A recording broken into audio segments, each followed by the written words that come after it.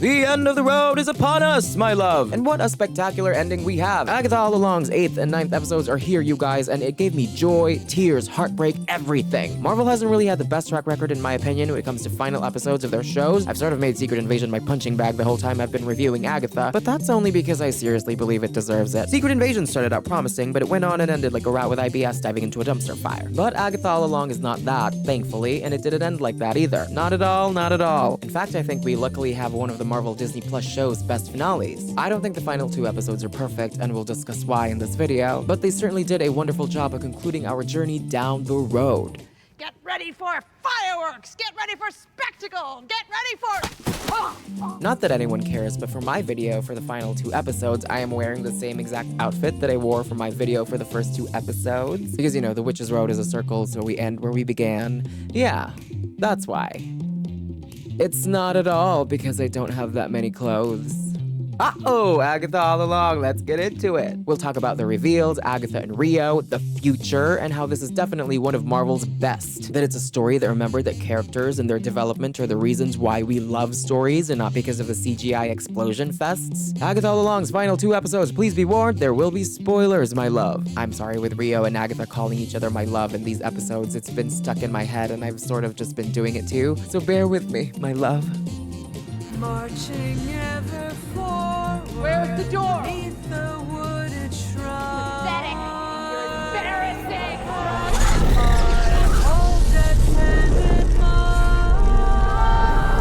First of all, I just have to talk about first, the thing that gagged me the most about the finale is how it really was Agatha all along. The woman who created the con that is the Witch's Road. Yeah, it was Billy using his magic that actually physically created the road. Sure, yeah, whatever, you're right. But the concept, the mythos, the legend that is the road. It was Agatha all along. The show has had many reveals, but that is my favorite of all of the reveals. It's up there with all of the awards because it was kind of in our faces all this time. In episode 2, we saw Agatha taunting the witches for them to blast her, and we were like, yeah, that's funny. Whatever, maybe they're just too weak to actually open the road. But there is no road. This was Agatha's con all along. She gathers a coven under the guise that they're going to access the road, insults them to the point of them attacking her, and sucks their magic. Love that! That's why everyone's like, oh no one survived the road. Oh no, the road is very dangerous. Everyone who sought it out has died. Oh no, Agatha's the only one who survived it. Because the road is literally just a death trap set by Agatha herself.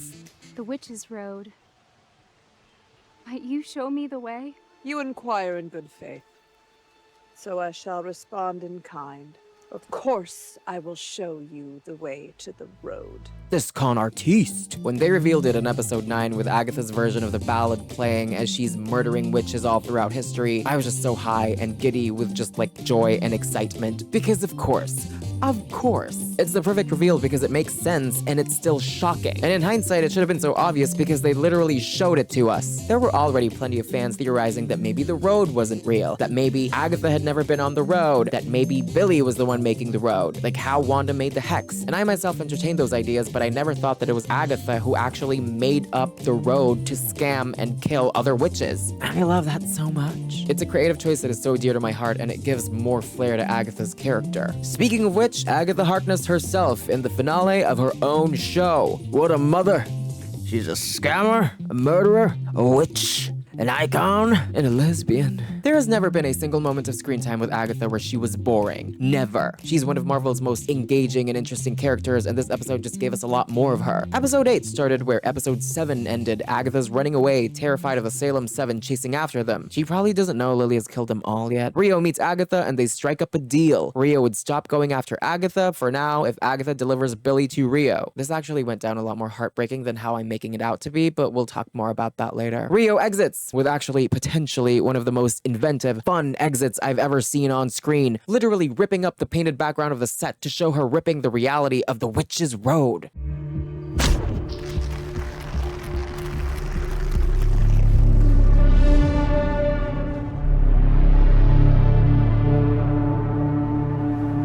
When she pulled out that knife, I thought she would rip reality Clea style. But no, she ripped reality through practical effects, and it's just so charming and fitting for this campy theatrical show. I couldn't even tell that it was a painted background at first. It was such an inspired and fun choice to do that. Agatha joins Jen and Billy, and as they walk to the next trial, Agatha gives us what is now my favorite Agatha moment ever. Yes, ever, because it's just so dumb. Please, your last name is a vegetable.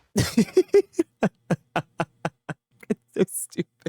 It's so stupid. Your last name's a vegetable. This is a kindergarten level dig. You know, this is an insult a child would throw another child. And the fact that she's a centuries-old witch who did not hesitate for even just a second to say that, I never expected anything less. Already with these two Agatha scenes early in the episode, though, the scene with Rio and the scene with Billy and Jen, we're seeing a lot of range for Agatha's character. She's this woman full of sorrow and hurt, but also kind of scheming and calculating with Rio. You call what you did special treatment. I can get him to the finish line and deliver him to you. But with Teen and Jen, she's guarded and tries to cover herself up by embodying this loud, extravagant, kind of swashbuckling part of her personality. One trial left until the big score. She's big and loud and whimsically malevolent with them, which is so different from how she is with Rio. She is a showwoman, what can I say? I mean, she did reveal her identity to Wanda by playing a song and a clip show, so yeah. That's our girl. She's dynamic and layered, and she's fun. We get to the trial, and it's just so funny to me that Agatha sincerely, earnestly said this. I have always hated you. If this is a pep talk. But I left you alone. Because what you were doing was important. Only for her to discover this episode that it was her who bound Jen in the first place. For some banknotes. Agatha didn't know it was Jen she bound, so it still makes the moment in episode 3 sincere. But knowing Agatha, even if she did know that she bound Jen, she's the kind of person who'd probably lie about that to get what she wants. So yeah, I think this revelation just makes that moment even richer. One of my favorite things about the show is Agatha's relationship with Teen. Before Agatha even had a maternal attachment towards Teen, before Agatha viewed Teen as sort of a son figure, they already had this mentor-teacher kind of dynamic, with Agatha teaching Billy about witchcraft and magic as early as episode 2. Billy will probably be an important figure in the MCU in the future, given that he's kind of a big deal in the comics and he's very powerful, so I really appreciate seeing him at this state, while he's still learning, while he doesn't fully know how to use his powers yet. I always love that part in a character's journey, when a character who becomes very powerful and strong later on starts out as something of a noob. Seeing Billy as this kid who knows so little about magic and his own abilities is just going to make it even more impactful later on when he becomes more skilled. He's going to have an exciting journey. It's kind of like how Skye started out as a civilian in Agents of S.H.I.E.L.D. No espionage skills, no fighting ability, just some charm and wit, and by the end of the series, she was one of the team's heaviest hitters. I love it when that happens. That's the abridged version, by the way, of Skye's story. I'm concealing a lot of information about her because, spoilers, do yourself a favor, go watch Agents of S.H.I.E.L.D. Anyway, Agatha as a teacher. This scene in this episode where Agatha is teaching Billy how to find Tommy's soul is another of Agatha All Along's contributions to the list of all-time best Marvel scenes. Not only is it a very emotional scene, but the set where it takes place in, the morgue with the grow lights. I've been obsessed with this set ever since I saw it in the trailer, and I'm even more obsessed now. The way those lights are circling the ceiling is just so satisfying to me, and the body compartments that pop out of the walls are also so satisfying for me. I don't know, for some reason, I just love this room. Looking at it scratches some kind of itch in my brain. But yeah, the emotion in this scene, love! Agatha, am I killing this boy so my brother can live?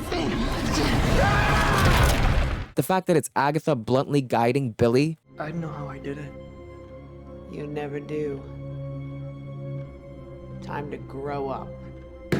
Agatha in this scene reminds me of Lilia's teacher, but a more direct, more aggressive, and less warm version. I guess that's how witches teach. No nonsense, direct to the point, and blunt, but effective. Lilia's teacher was all like, Why are you on this journey? I didn't want to come. Then why did you? To get my power back. Is it gone? Where did it go? This is not the true reason. And in this scene, Agatha's similarly just as dismissive of Billy's excuses and his self-limitations. I can't find a place.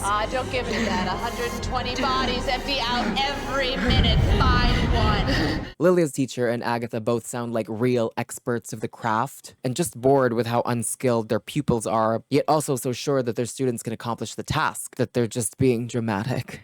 Close. He looks down. What does he see? He's afraid. Oh, but he has you with him now. I wish I had a teacher like that. I usually just cry at the first inconvenience.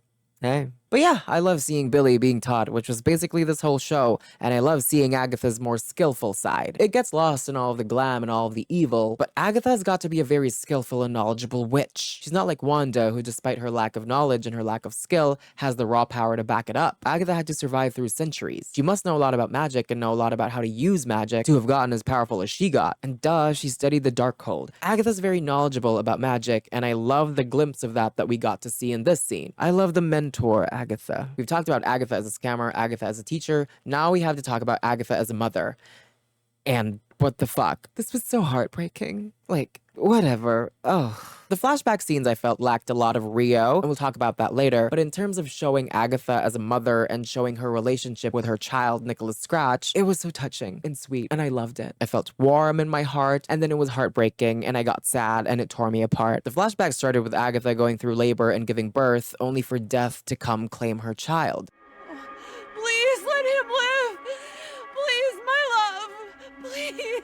Side note, I get a little flash of happiness in my brain every time they call each other these nice little nicknames. Yes, Agatha, that's her. That is your love. Also, now it makes a lot more sense, too, that Agatha left Jen alone. Jen was a midwife helping mothers safely give birth. Nicholas died during birth. Well, would have died during birth if death hadn't given them, you know, the special treatment. But yeah, that's a sweet little detail that Agatha, despite hating Jen, intentionally left her alone so that she could continue helping mothers safely give birth. Of course, you know, she didn't know that she bound Jen, yada yada yada. That's about the intention. It's about the intention. Despite how it ended and how it eternally damaged Agatha, I think those 6 years that she spent with Nicholas were really beautiful. Or, you know, she did also kill a lot of witches during that time, so maybe let me rephrase that. The relationship she had with Nicholas while he was here seemed really beautiful. Yeah, and the episode, by the way, worked hard to show the beauty in that relationship. The visuals, gorgeous. The music, lovely. The mother and son singing the original version of The Witch's Road, heartbreaking. Their voices, you know, sort of squeaking and breaking on the song, singing in almost whispers.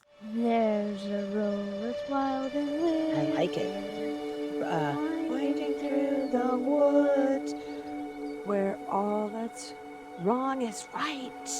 And all that's bad is good. Makes it feel so intimate and human and full of innocence. Holy shit, you know? This montage is one of the prettiest things Marvel's ever put on screen. I would love to have seen a whole episode of just Nikki and Agatha, you know, the witch mom traveling with her sickly child, killing other witches in an attempt to delay death coming for her son. That's such an interesting concept and also a really terrible tragedy. Ha! The trauma. Also, shout out to the kid that they got to play Nicholas Scratch. Shout out to him. I said this about Primrose Everdeen in The Hunger Games, and I'll say it about Nicholas Scratch in this too. He's really good at being a kid. And by that I mean, you know how Prim in the first Hunger Games movie was so tiny with her little braids and her adorable dress. She looked so vulnerable and you just wanted to protect her. She even had a pet goat. You can sell cheese from your goat.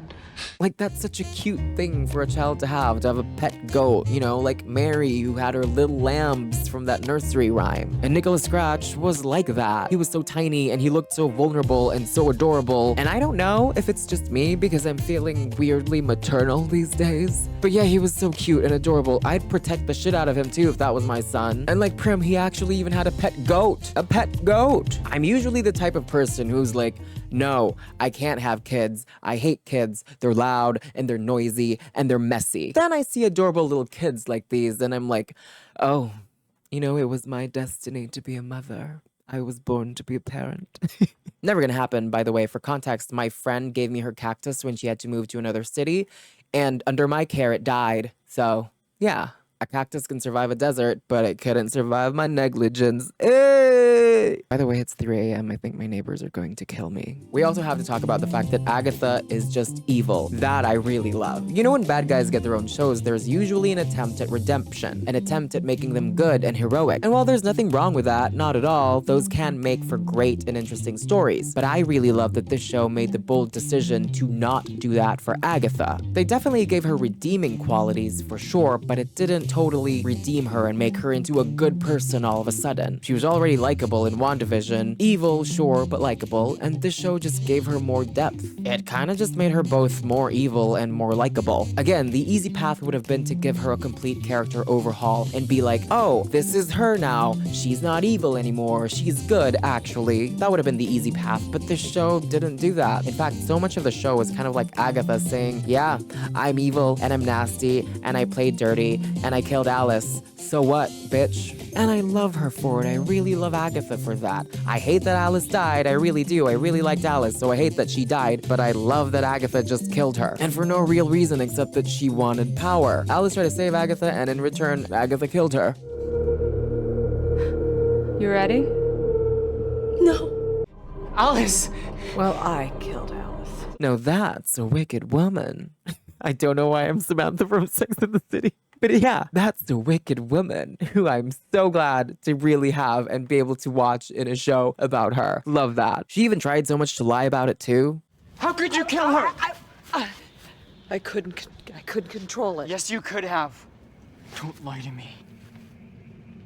I'm not. I love this nasty old hag. Agatha is a very powerful, well, was a very powerful witch before Wanda sucked it all away. She's a very knowledgeable magic user. She's a heartbroken lover, a mother being haunted by the tragedy of losing her beloved child. She's a liar, a scammer, a murderer, a killer. She's all of those things. She's dimensional and she's wonderful. She's probably one of Marvel's most complex characters, and she's a concept proof of what these Disney Plus shows should be. In fact, what most stories should be, and that's character-driven. Agatha Harkness, I ride for you. Before I continue, I just want to say if you're enjoying this video, please consider leaving a like or a comment. I just recently hit 500 subscribers, so thank you for that. I am not a big channel, so a comment or a like would mean a lot to me. Maybe even consider subscribing. Hey. The path ahead, Jennifer Kale. Unlike Lilia, who I had an instant connection with upon her introduction, for Jen I didn't really care that much. She was fun, but she was just there, at least for me. She was introduced as kind of like a rival to Agatha, and I liked Agatha, so every time Jen was on screen, I was just like, oh no, not this lady. Me and Agatha don't like her. Also, the fact that she was all about wellness and skincare and stuff. If you've watched my videos, then you know that skincare is not something I'm good at.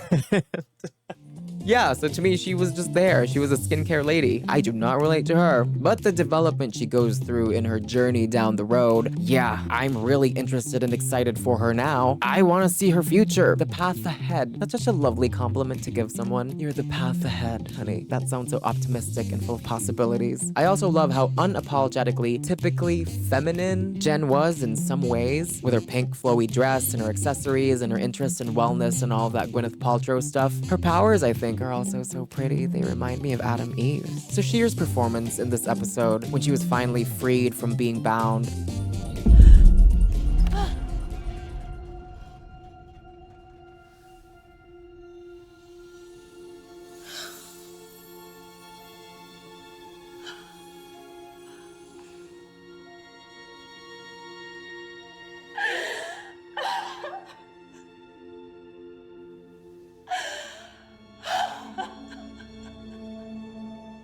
that was really, really powerful. I was interested to see how she would fare in the more dramatic scenes, since I knew she would excel in the comedy. She's from SNL. But yeah, her excellence in the dramatic moments, I wouldn't say I'm surprised. I would say I'm gladly vindicated. She's amazing. Her final scene, flying away, so beautifully shot, so gorgeous. I hate it that with the way Marvel is going these days, I will probably never see Jen again in a substantial way until like 2028. Like, I really liked Kate Bishop and I really wanted to see more of her, but I had to wait until the Marvels 2 years later just so I could have like a handful of seconds with her on screen again. There was also the reveal, of course, that the Witch's Road was all conjured up by Billy. And I love that concept. It showcases just how powerful he is as the son of the Scarlet Witch, of course. And I really, again, love how Agatha was just planning to murder a bunch of witches in her basement. And all of a sudden, oh, she has to go on this journey because this kid upstairs just conjured up the road for real. Are there any real witches in the house? Because all I see are has-beens. What and is that? covens.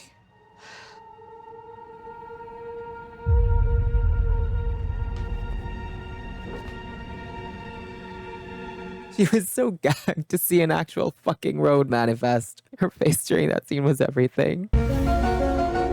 That break of the fourth wall too, so sexy.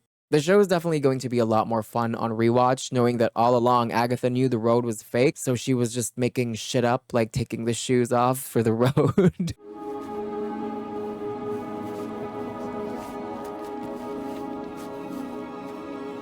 She just made that up. Now we're moving on to some of the things that I have a bit of mixed feelings about from the final episodes. Please note, these criticisms, these opinions were made under the impression that Agatha All Along is a limited series, that this is the only season we're going to get, that episode 9 is the series finale and not just a season finale. First of all, Rio was underutilized. I needed more of her and the backstory of her relationship with Agatha. I felt that the show set up a lot and it wasn't explored that well. This can be solved though by giving us a second season. So Kevin Feige, sir? I have something to say, by the way, about the possibility of a second season, but we'll talk about that later in the video. Things are happening. But yeah, two things that sort of made me feel underwhelmed and a bit ambivalent about the finale. I loved all the other stuff I talked about, and I really loved the show more than not, but I did feel disappointed a bit. First, again, by the lack of Rio, and second, by the abundance of Billy. Billy fans, please don't attack me. If you liked seeing Billy, good for you. And I mean that sincerely. Hear me out. Let's talk about Rio first. The scene at the start of episode 8 with Agatha telling Rio she never wanted to see her again. I don't want to see your face. What the heck, man? The hurt in Rio's eyes, this was devastating to watch. I loved seeing them play flirt and do their banter in the previous episodes, but this was a real heavy hit. It hit so bad it drove Rio into attacking Agatha and cackling and saying shit like, "Why don't you want me?"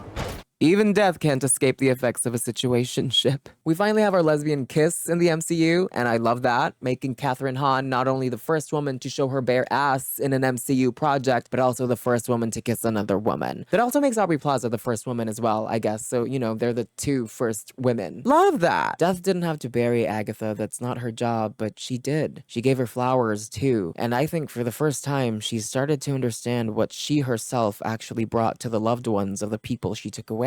Grief and sorrow. Death shouldn't be sad about death, but you know, tables, and they table. Death is a tragic, tragic character, you guys, and that's why I wish we got more of her. How she met Agatha, their relationship in the past, their adventures together, the way she referred to Nikki, I thought they were like a family together, all three of them, and they are. I'm not invalidating that. I am of the part of the fan base that believes that Rio and Agatha conceived Nicholas together. Rio is the Green Witch, and green magic deals with a cycle of life, and there's also this line, Out of death.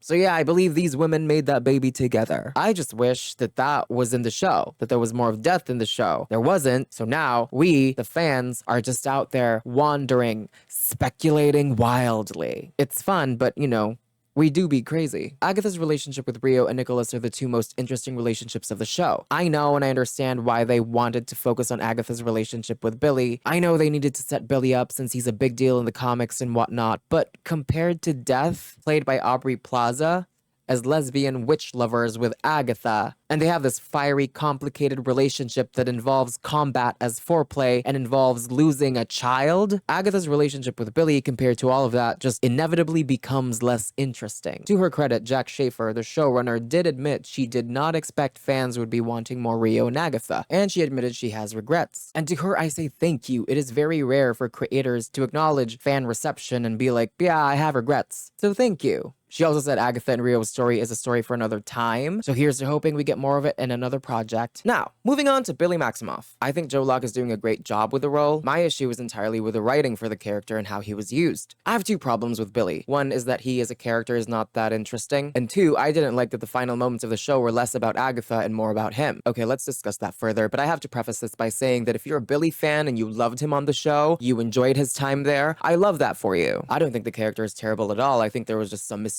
of him. One, Billy is not that interesting. He has done interesting things, but he himself is not that interesting. At least not yet. Him realizing that he could be partially responsible for the deaths of his coven was starting to make him interesting, but it happened in like the last 5 minutes of the episode, so And that's exactly what I mean by him doing interesting things. Moving into a dead boy's body, that's interesting, but he doesn't go through mentally and emotionally dealing with that in the show. The whole, am I Billy or am I William thing is still hanging. There's also the fact that the interesting things he has done, like making the Witch's Road, or the aforementioned moving into a dead kid's body, are things he hasn't done actively. He hasn't actively, consciously chosen to do them. Moving into an empty corpse was just the natural effects of his magic, and him making the road was a subconscious thing he did. Even putting Tommy into another dead body was something Agatha kind of just led him to do. So yeah, he has done interesting things, but it doesn't feel like he was fully responsible for them. The way I see it, the show's just using itself as a space to introduce and set up Billy. Maybe because they want more of his development to happen in a bigger medium, like in a bigger series or a movie. So they just planted the seeds of his character here to pay them off and develop him later. That's okay. It just makes him feel a bit boring. There's nothing exactly terrible about the way Billy's been written or used in the show, but if you put him in a cast filled with characters as vibrant as these, he's going to feel so dull. And he's going to look a lot worse when you give him more screen time than every other supporting character. And two, I didn't like that the final moments of the show were less about Agatha and more about Billy. It's normal for shows and movies to end by setting up the future, but the way episode 9 did it, it really felt like for the last few minutes, Agatha got demoted into being a supporting character for Billy's future adventures, like she became his sidekick. This is her show and it feels like she got demoted into being a sidekick. The show points it out itself. Why are you still here? Why won't you just die? Because I can't face him! To complete Agatha's story, I don't know, maybe the final moments of her show should be about her resolving things with her ex-lover or her son. The final moments really felt like, here's Billy, we're gonna give him a future show or a future movie to look for his brother, and Agatha will be his sidekick. I did not like that. Setting up for the future with Agatha as a sidekick to Billy honestly wouldn't be that big of a problem if her past was resolved more properly, but it wasn't. This is honestly the main reason why it took a while to deal with how I felt about the finale. I watched this show for Agatha, and this felt like too much Billy. It would have been okay if he was more interesting, but he was not anywhere nearly as interesting as Agatha's unresolved past with Death or Nikki. Agatha's relationship with Teen isn't even as compelling as her relationship with her mother. I don't want to take that away from you if you're a fan of Billy and you really enjoyed him on the show. Again, love that for you. I'm glad that you enjoyed it. I didn't enjoy it as much, but you know, if you enjoyed it, then that's great because it means we did not waste time. If you as a Billy fan are satisfied, I'm happy for you. Yes, yes. I liked Billy in the beginning, and in some ways, I still do. I don't hate him. He is dear to me. I just wish he was less boring, and I disliked that it felt like at some points he cannibalized Agatha's show. Now, the future. I can think of reasons why they might have given us less about Agatha's past and more about Billy. One obvious one is that Billy is going to do more big things in the MCU, and another is that I think there's a chance we could be getting a second season, or more of Agatha's story. I don't know, this is again speculating wildly, but news did just break that Marvel is campaigning the show not in the limited series categories for award season, but in the comedy category. That's a pretty big hint that we could be having future seasons. For a bit more context, Agatha was introduced to all of us as a limited series, meaning that it'd be just one season and nothing more. Usually, shows that are introduced to the world as limited series, like Big Little Lies and White Lotus, are campaigned in the limited series categories. Not only are these the rules, but they usually have less competition there and can secure more awards wins. WandaVision was campaigned as a limited series. Now, even though Big Little Lies and White Lotus were both campaigned for limited series categories, and they both won for those categories, they did renew those shows for new seasons, so obviously they are no longer limited series. And for that reason, there's controversy with people calling for those shows to return the awards that they won in the limited series categories because they were fraudulent wins. So yeah, awards categories are some serious shit. The fact that Agatha All Along is not being campaigned for the limited series categories, but instead in the comedy categories with other multi-season shows is a very serious indication that we could be getting a second season. That would make all of the criticisms I've made so far kind of null, because yeah, if episode 9 was just a season finale and we're getting a second season, then duh, it makes sense that a lot of Agatha's past would be left out, because that's for a season 2. But this could just be delusional wishful thinking, I don't know, you guys. Still, I loved Agatha All Along. It wasn't perfect, but it was one of the greatest things I've ever experienced from the MCU. Undeniably, one of the best stories they've ever put on screen. I do have issues with the limited budget again, like Rio and Agatha's final fight could have been more interesting if only we had the budget to make it interesting, but instead we have to cut to Billy just to save on CGI money. Still, the team behind the show made such wonderful creative solutions, and save for a few moments like the final Rio and Agatha fight, it never felt like the show suffered greatly because of a low budget. That, I think, is a sign of true creative genius. Compare it to Secret Invasion with its gigantic budget. They gave that show all the resources and all the money they could, and it's the shame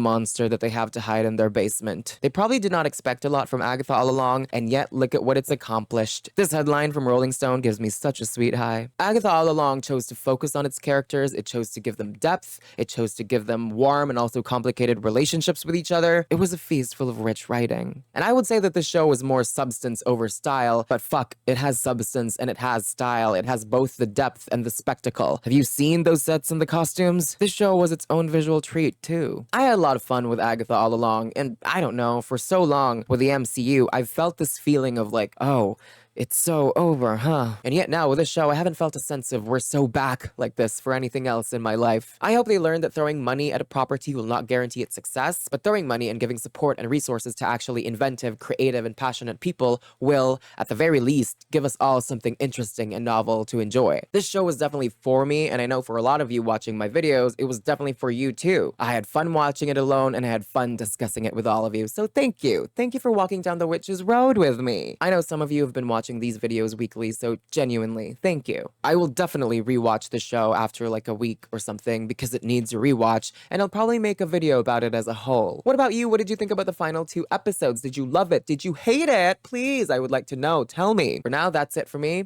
I'm out.